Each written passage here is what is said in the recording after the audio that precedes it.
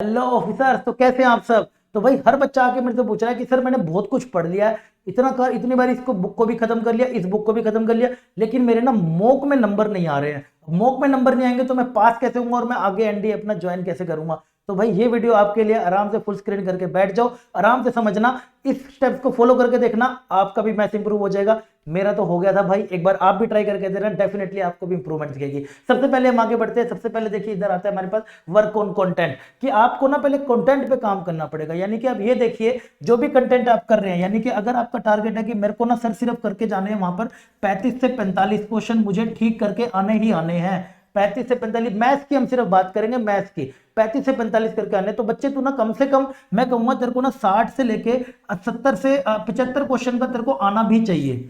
70-75 question का आना भी चाहिए। ऐसा ना हो कि सिर्फ तुम तैयारी ही 35-45 क्वेश्चन की करके जा रहे हो।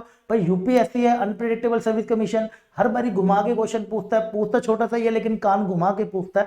तो भाई वहां पर समझ नहीं आता उस टाइम पर कि यार क्या लगेगा क्या नहीं लगेगा, और जो तुक्काबाजी होती है वो तो वैसे ही वहां पर साइड हो जाती है। ठीक है ना। तो वो एक्यूरेसी, अगर डर लगता है कि 100% एक्यूरेसी नहीं है तो बेटा थोड़ा सा सेफ साइड पर जाओ, 60-75%, 60-70 क्वेश्चन 5 कम से कम इतना तो करके ही जाओ। इतना, इससे ज्यादा करोगे तो बहुत अच्छी बात है यार, इतना भी करके जाओगे तो आप इतना का बन जाएगा आपका काम। और साथ साथ जो आपका कंटेंट है वो भी आपको देखना पड़ेगा कि आप किस अप्रोच से, आपकी अप्रोच क्या है क्वेश्चंस को लेकर, आपकी अप्रोच क्या है क्वेश्चन को लेकर। कहीं आप अपनी पुरानी स्कूल वाली कन्वेंशनल अप्रोच से तो नहीं जा रहे कि जो आपको स्कूल में सिखाया गया था पहले ये करना है फिर ये स्टेप पे फिर ये स्टेप पे, क्या आप उस अप्रोच से तो नहीं जा रहे। अगर आप उस अप्रोच से जा रहे हो तो भाई साहब टाइम तो लगना है ना। टाइम लगेगा तो फिर नंबर कैसे बढ़ेंगे, ज्यादा नंबर ऑफ क्वेश्चन कैसे अटेम्प्ट होंगे। मेरा मानना होता है कि अगर बच्चा ना मैक्सिमम अटेम्प्ट इतने भी कराता है, अगर वो अटेम्प्ट कराता है करीब 65 के ऊपर करीब क्वेश्चन अटेम्प्ट कराता है, 65 से लेके 70-75 क्वेश्चन करीब अटेम्प्ट करके आ जाता है, करे हुए सोल्व करके आ सकता है, तो वो बच्चा कभी मैथ्स में फेल नहीं होगा, कभी भी नहीं होगा। अब ये नहीं कि सारे गलत मार के आ गया, ठीक है, अगर ढंग से सोल्व करके आता है तो कभी भी फेल नहीं होगा। तो ये आपको वर्क ऑन कंटेंट पे काम करने की बहुत ज्यादा जरूरत है, ज्यादा से ज्यादा कवर करने की कोशिश करिए ताकि आपको ये वाला अपना सेफ साइड पे रहने में कोई दिक्कत ना आए। और दूसरी बात कि हमें अप्रोच अपनी देखनी पड़ेगी कि हम क्वेश्चन को किस प्रकार सोल्व कर रहे हैं। ऐसा ना हो कि हम कन्वेंशनल पुरानी सिखाई हुई अप्रोचों को ही आज भी फॉलो कर रहे हैं, तो वो यहाँ पर नहीं चलेगा। दूसरी बात सबसे इंपॉर्टेंट बच्चे आपके पास आती है कि हाउ टू प्रैक्टिस, कि सर मेरे को ना प्रैक्टिस कैसे करनी चाहिए। बेटा देख, घर पे जब तुम पढ़ रहे होगे ना, जो भी मान लो आप XYZ किसी भी बुक से कर रहे हो, मैं मान के चलता हूं आपने पीएनसी चैप्टर उठाया, मान ले बेटे तूने चैप्टर उठाया पीएनसी, ये सब ना मैं फॉलो करता था अपने टाइम पे, बिल्कुल जिद्दी था मैं पढ़ाई को लेकर, मैथ्स को लेकर तो बहुत ज्यादा। ठीक है, मान लीजिए आपने पीएनसी उठाया, कोई भी XYZ बुक से आपने उठा लिया उसको करने के लिए। अब मान लीजिए आप ना उसके सिलेक्ट करो पहले 50 क्वेश्चन, पहले 50 क्वेश्चन खुद से सिलेक्ट कर लो कि मैं 1 नंबर से लेके 50 क्वेश्चन तक इसको मैं सोल्व करूंगा, राइट, या इसको मैं सोल्व करूंगी। अब इसके बाद अब आप क्या करोगे, अपना फोन करो बंद, बिल्कुल फोन हो जाएगा बिल्कुल बंद, आइसोलेट हो जाओ, कमरा बंद कर दो, दोस्त वोस्त को मत आने दो थोड़ी देर के लिए, और एक अपना साथ में लगाओ टाइमर।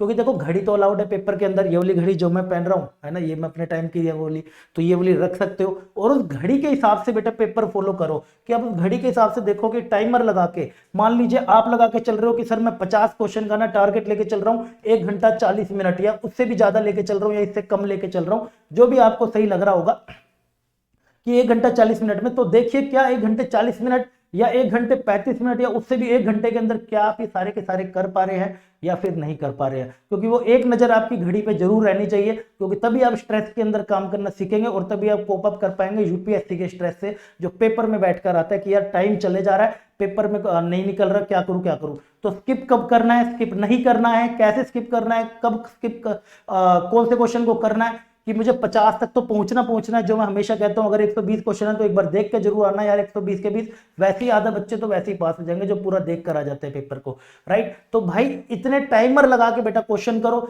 जब आपका टाइमर हो जाए कि 1 घंटा आपने टाइम रखा था और 50 क्वेश्चन आपके नहीं हो पाए, मान लीजिए आप अड़ गए 30 क्वेश्चन पे, उसी टाइम लोए लो के रख दीजिए, रख दो कि बस 30 ही क्वेश्चन हुए हैं, तो आपको आपकी पता चल जाएगा कितनी स्पीड है, कितना आपको आता है कि भाई 1 घंटे में बस 30 ही क्वेश्चन हुए। बाद में उसकी आंसर की चेक करो, बाद में, ऐसा नहीं कि साथ साथ ही चेक कर रहे हैं, भाई ये बहुत गलत तरीका होता है। बाद में आंसर की चेक करो, देखो कि उस 50 क्वेश्चन में से आपके कितने ठीक आ रहे हैं, कितने गलत आ रहे हैं। अपने आप को खुद स्कोर करना सीखो, अपने आप को देखो कि मैं कहां पे स्टैंड करता हूं, क्योंकि बार बार हर कोई आपको नहीं बताएगा। आप अपने आप को देखो भाई मैं कहां पे स्टैंड कर रहा हूं, मेरे 50 में से कितने बन रहे हैं, कितने नहीं बन रहे हैं। ठीक है, इस तरीके को एक बार फॉलो करके देखो, शायद आप नहीं भी कर रहे हो, एक बार इसको फॉलो करके देखो। मैंने अपने टाइम पे करा था, एक हफ्ते के अंदर आपको इंप्रूवमेंट दिखेगी। जहां आप एक घंटे के अंदर 30 कर पा रहे होगे, एक दिन आएगा आप एक घंटे में 40 भी कर पाओगे, और एक्यूरेसी शूटअप करेगी, और साथ में स्ट्रेस के अंदर काम करना जिसको आ गया ना, वो भाई देश में राजा है।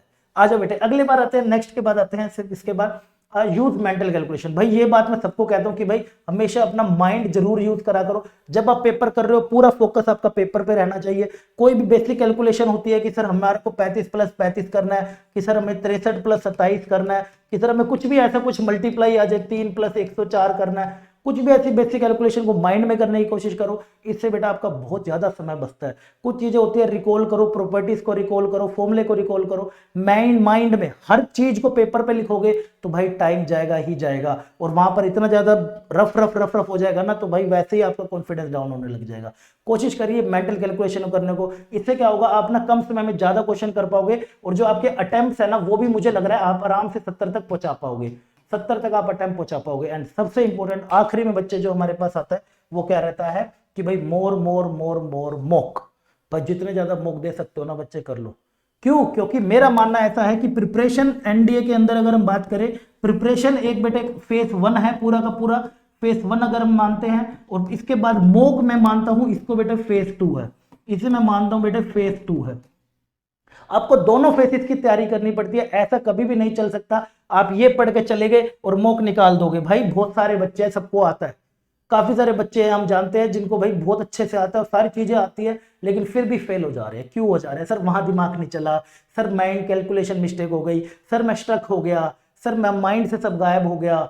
ये सब वहां जाके करने का नहीं होता। एक सीरियस एस्पिरेंट घर से तैयारी कर कर आता है, वो घर से तैयारी कर कर आएगा मॉक की, किस तरीके से मुझे अप्रोच करना चाहिए, टाइमर लगा के, ये सब स्ट्रेस में काम करना, स्किप करना, रिकॉल करना, मेंटल कैलकुलेशन करना, कंटेंट ज्यादा पढ़ के जाना। तो ये सब बातें सीखने को मिलती है मॉक में। आपको मॉक ज्यादा से ज्यादा देने चाहिए। आप जितनी ज्यादा प्रैक्टिस करोगे उतना ज्यादा बढ़िया रहेगा। ये सब मैं मैथ्स के लिए आपको बता रहा हूं। तो ये सब बातें थी जो मैं आपको डिस्कस करना चाहता था। अगर आप बेटा इन सारी स्टेप्स को एक बार फॉलो करके देखते हैं ना, एक बार करके देखो, डेफिनेटली आपको भी इंप्रूवमेंट मिलेगी। अपने आप आपके नंबर ऑफ अटेम्प्ट्स भी बढ़ने लगेंगे और आपको भी मैथ्स के मैथ्स बढ़ने लगेंगे। अगर आपको ये मेथड अच्छा लगे तो मुझे कमेंट सेक्शन में जरूर बताना। एंड जल्दी से मिलेंगे हम बढ़िया बढ़िया सी मैराथन के साथ। सारा सिलेबस आपका तैयार करा दूंगा, बिना टेंशन के आप जाएंगे। मैथ के लिए तो कोई टेंशन नहीं रहने दूंगा। मिलते हैं अगली वीडियो में, तब तक के लिए अपना ध्यान रखिएगा। बाय बाय, टेक केयर, जय